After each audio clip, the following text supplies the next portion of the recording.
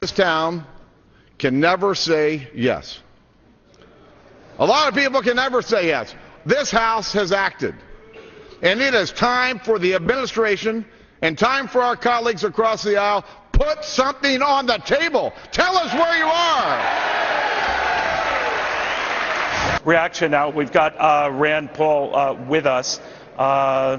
Senator, you've been looking at this very, very closely. You were saying that neither this plan nor the Reid plan, because the cuts weren't big enough or even substantive enough, would be passable in your eyes, right? Well, the interesting thing about this vote is it's not as popular as cut, cap, and balance, which we passed about a week ago. We had 234 votes, including Democrats and but not in the Republicans. Senate. The Senate could never get the opportunity. Yeah, but this isn't the Senate either. So right. I mean, will that ever be given a shot in the Senate as part of this kumbaya kind of feeling? Go ahead and try. Here's what I don't understand. They said cut, cap, and balance, which we passed 2 weeks ago, was dead on arrival. They're saying this one's dead on arrival. Why are we passing a second piece of legislation that's dead on arrival? Why? I don't know. We modified our first position before we had a chance to find out what their position was. The only thing we know in the Senate is that the president's budget was introduced, all the Republicans voted against it, and all the Democrats voted against it. So what going? are they for? You know, you're right here, but I'm telling my Reid senator, I know you're a freshman senator, I can't fathom how you guys operate. Yeah, I don't know either. It is the one thing the president got right the other night is it's dysfunctional.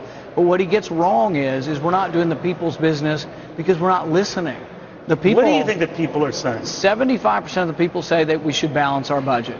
And he wants a balanced approach, but he sure doesn't want a balanced budget. But he's turning it around by saying if it means shutting down the government or risk a default, they don't want that. What do you say? Neither do we. I don't want default. I don't want the government to shut down, but I want the other side to behave responsibility. They haven't passed a budget in 2 years. They don't pass appropriations bills.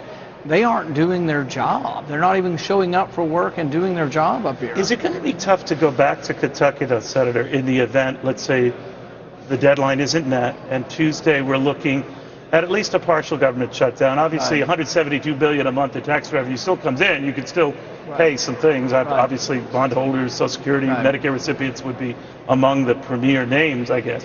But how's that going to go down? Well, one, I think they will raise the debt ceiling before then. But if they didn't, I think the president really ought to be ashamed over the last couple of months for scaring people. I mean, scaring senior citizens and telling them they might not get their check, that's just irresponsible. We, in fact, have legislation that directs him and tells him by law he has to pay the senior citizens. Don't you think he knows that? And by the way, we're looking at what appears to getting to be close to a final vote here in the House for the Boehner measure that calls, it's a sort of a two-step dance. I think that's the way you explain it, Senator. But it's going nowhere fast. It does cut spending, but not nearly enough to your liking. Right? Well, but it cuts the rate of increase in spending. It doesn't cut spending. Very good point. It's going to add $7 to $8 trillion of debt over the next 10 years. Doesn't slow spending. A freeze in spending would actually cut some spending, or a 1% cut. This is an increase in debt and an increase in spending every year, and it's not going to help the country. Is it your feeling that there is, I always suspect something's going on behind the scenes that I don't know about, and that a secret deal... I have the same suspicion. I have the same and that a secret deal is being done and I made. have the same suspicion. What do you think? Yeah. No, I think they are working on some kind of agreement, and they say, many people say there was an agreement hatched out on Sunday, and the president sort of... And this is all theater. And the president petulantly walked away, but they already have a deal. I think there's no chance the debt ceiling doesn't go up, but I think the marketplace knows that. I think it does. It goes up before then. But the interesting thing is everybody saying, oh, well, the marketplace went down 500 points in the last week. Well, yeah, we're growing at 1%. Do you think that was good news that the economy's not growing? Yeah, it's all about the economy. I don't think Dow Jones is at all reacting to this. They're assuming that the debt ceiling will be raised. Okay. A fellow next to you was kind of listening. What's he saying? Let's see. I don't believe a word he's saying. That fellow should be familiar. It's your dad, Rand Paul, the fine Texas Congressman, presidential candidate, joining us right now, the father-son team. I'm honored to have both of you here with us. Thank you. Congressman, the senator, your son, was saying pretty much I know what I've heard you say, and that is this is probably going nowhere fast. But bottom line, both of these measures that are being contemplated, the Harry Reid measure, this measure, don't cut spending enough, don't get serious enough, and that And therein lies the problem. What do you say? Yeah, matter of fact, it doesn't really cut anything. I've just seen another report out that actually spending next year is going up $1 trillion. So that made me suggest maybe we ought to just freeze the budget. That would be a good way to shrink the budget too. So no, this doesn't touch the problem.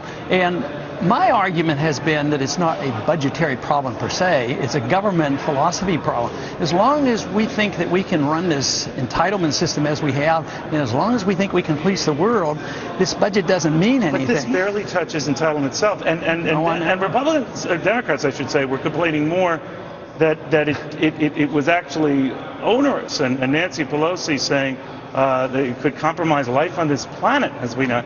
So that vitriol notwithstanding, I mean, if just little minor adjustments in the growth of the entitlements incite this kind of wrath, are we ever going to make progress? It's reason to be pessimistic. I tend to use a word for people who talk that way, and I think it's demagoguery. Because so you think Nancy Pelosi's demagogue?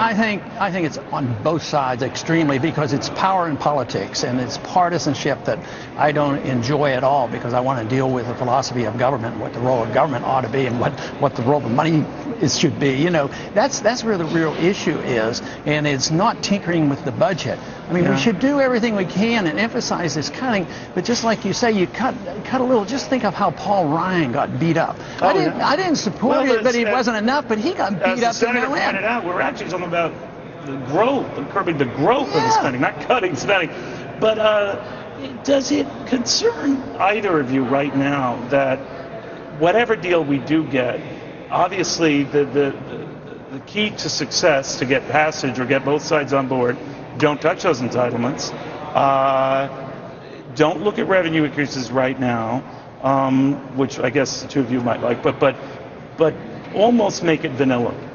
Well, that's what they're doing, but what they don't realize, and they don't admit, is the country's bankrupt. There will be a default, the kind that they're pretending they're worried about. So you think it's a default is happening?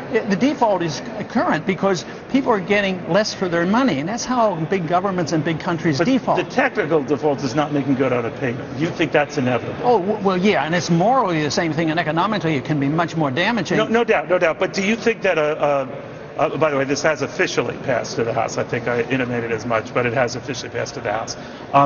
But do you think then that the credit agencies downgrade regardless then?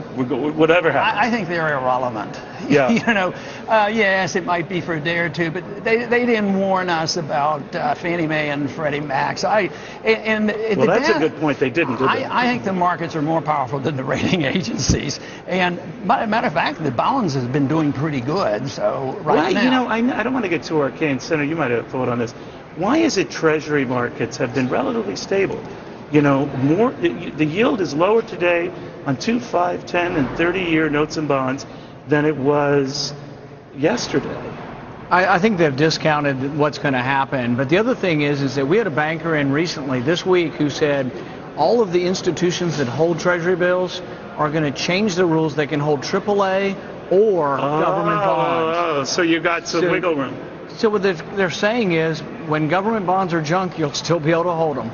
So, yeah, that's a big bugaboo, right? Because right now, technically, you could not. Yeah, that's what they're worried about. So they're changing the rules, but I love the way they're putting it, AAA or government bonds. Congressman, the presidential candidates, you would notwithstanding, haven't made too big a deal of this drama, saying, we got to get our books in order, yada, yada. You've actually put pen to paper with ideas and all that. And it's actually advanced your popularity a little bit. I mean, in one-on-one matches with the president, you don't do too badly. Actually, you're darn near even. So in a sense, were you just early on this and people are waking up to it? Or will this scare people into thinking we don't want to do anything draconian? So what Ron Paul is advocating and his son are advocating, we don't want to hear. The longer it lasts, the more supporters we get. Is that how it goes? Oh, yes. The more crises. The real boost in the support came with the collapse in 08 because I talked about it, 10 or 15 years, about what was coming. And therefore, the growth is coming. And this is just the beginning because... When you say it's the beginning, I've always heard that. What do you mean? Play that out. Because all this debt has to be liquidated for us to get growth again. And they don't want to liquidate debt by, like you or I might have to declare bankruptcy. No, we don't do that with a country. You liquidate debt by paying it off with junk money. You just print the money, and that is liquidation.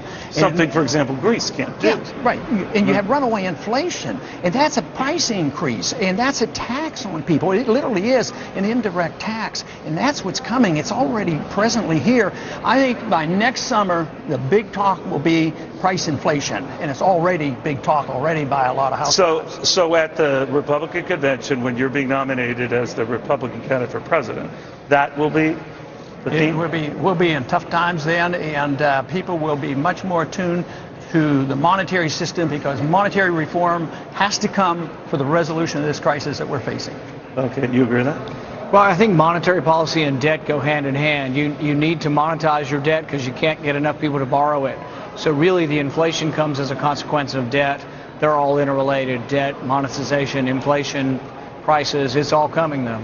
If he becomes the Republican nominee for president, would you vote for him? Well, I want to come home for Thanksgiving, obviously. Are you guys sharing? Do you have like an apartment or house you share? We did for a while, but then we had some disagreements and we had to break up. Well, one's neat, one's clean. He wouldn't pay his rent in silver. Gentlemen, thank you both very, very much. Great seeing you. One of the more powerful families in this country right now.